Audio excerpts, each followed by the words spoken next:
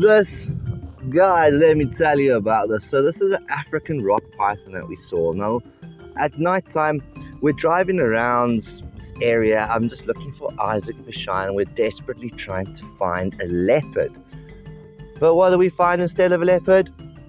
About a 1.5 meter rock python.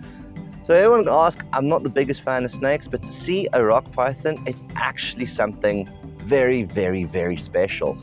And I've probably only seen a handful of them in the park. It's not an animal you're actually actively looking for. But here we were shining, and we stop. And then generally if you see a snake, they shoot straight away. But luckily this thing played ball with us. We stopped next to it, put the light, and then with the light he turned and he actually lifted his head with that tongue going. But you can see he definitely had something in the stomach.